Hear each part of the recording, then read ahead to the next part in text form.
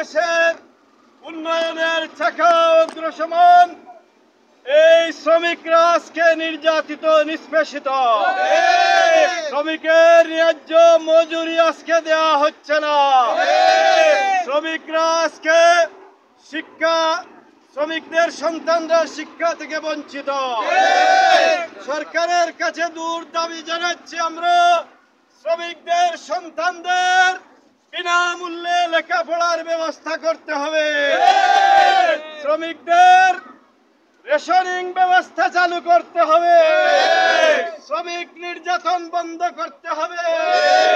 শ্রমিকের সকল দাবি দাওয়া আদায়ের লক্ষ্যে শ্রমিক কল্যাণ ফেডারেশন কাজ করে যাচ্ছে।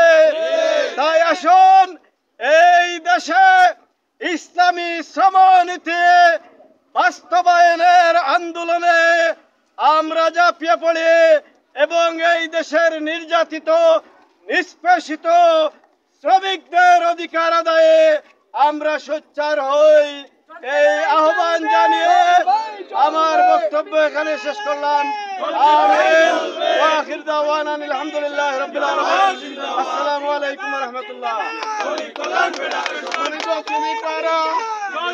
কল্যাণ ফেডারেশনের উদ্যোগে আজকে সিলেট জেলার বিভিন্ন উপজেলায় শ্রমিক সমাবেশ, র্যালি সহ বিভিন্ন কর্মসূচি পালিত হচ্ছে। আমরা আজকের এই শ্রমিক সমাবেশ থেকে সরকারের কাছে আমাদের প্রধান অতিথি এবং বিশেষ অতিথি যে দাবি উত্থাপন করেছেন সেগুলো মেনে নেওয়ার উদাত্ত আহ্বান জানাচ্ছি। এ পর্যায়ে আজকের এই সমাবেশে সভাপতির বক্তব্য রাখবেন দক্ষিণ সুরমা উপজেলার সংগ্রামী সভাপতি জনাব কামরুজ্জামান খান ফয়সল।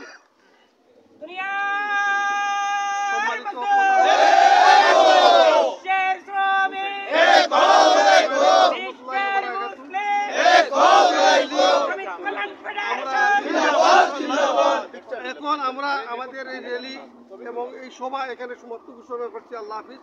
আর সবাইকে দক্ষিণ সুরমা উপজেলার পক্ষ থেকে সবাইকে ধন্যবাদ এবং মৌলবাজারের পক্ষ থেকে সবাইকে ধন্যবাদ জানিয়ে আজকে সবাই এখানে সমাপ্ত ঘোষণা করছি। আল্লাহ হাফিজ। আসসালামু আলাইকুম ওয়া রাহমাতুল্লাহি। ধন্যবাদ আপনাদেরকে। আপনারা যে কথাগুলি তুলে ধরেছেন আমরা আপনাদের পাশে আছি। সাংবাদিকের কলম এবং ক্যামেরা কোনোদিন কারো নিচে মাথা নত করে না এবং করবেও না। আপনাদের যে শুভযাত্রা আপনাদের সামনে আছে এই শুভযাত্রা নিয়ে আপনারা সামনে এগিয়ে যান। আর আমরা সাংবাদিকরা যদি নিউজ করার জন্য যদি আমাদেরকে বুলেট ফায়ার করে যদি রাস্তার মধ্যে মেরে ফেলে তাও আমাদের কোনো দুঃখ নাই।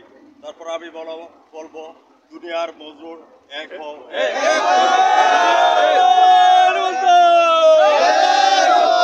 মজদুর বাংলার মজদুর এক হও, লড়াই করো।